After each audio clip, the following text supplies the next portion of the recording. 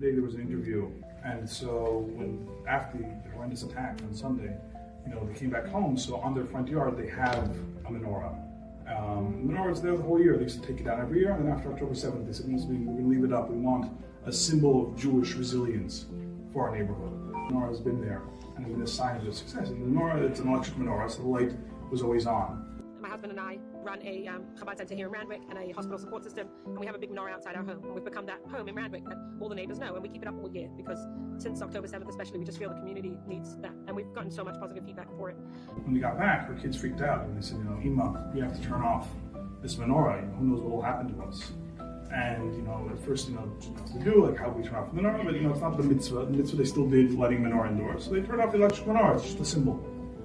And when we finally made it out of the beach and got home that night, our children were crying, and they said, please turn off the menorah. Our home is going to become a target. And my husband and I looked at each other and we said, no way, we're not going down like this. We don't turn off menorahs. We don't hide our kippahs. We stand proud and loud.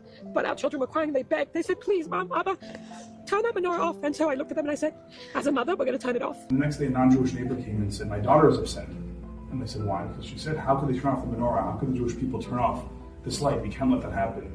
Yesterday, my daughter drove past your house and the menorah was off. And she just sobbed and she said, no, Mom, they're turning off their menorahs. The evil can't win. And she said that she spoke to her husband and said, something we're not going to hide. We don't put out the menorah. We don't, hide the yarmulke. We don't hide the Magen David. We don't hide what we do that makes us proud. And so when she came and said that, my husband called me and I said, no matter what, that menorah goes back on. We don't turn off menorahs. We don't stop shining light. And that would be Rabbi Eli's message today. I can promise you, I can say it with full certainty, if he was standing here today, he would say, we don't go down in darkness. We shine light. That's the only way to push out darkness. We look out for each other. We spread goodness. We spread kindness. That's what we do. That's all we know. And every Jew knows this. We have a spark of God inside of us, and that is our job. That's what we're here for. That's what we try to do. So we won't go down in darkness. We will shine, and we will shine again. Because there are tough times, and we get through those times. But we always rise above. We're always going to transcend the darkness. And therefore we should take the lesson from Hanukkah to find that point of goodness within each and every one of us that's obviously there, and to see that goodness in the other people around us. Because sometimes we don't always see the light that's there to be kindled in other people, but it's there, and we see the goodness in them.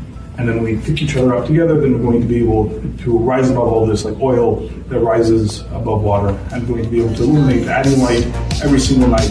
Plugged in but searching for the spark.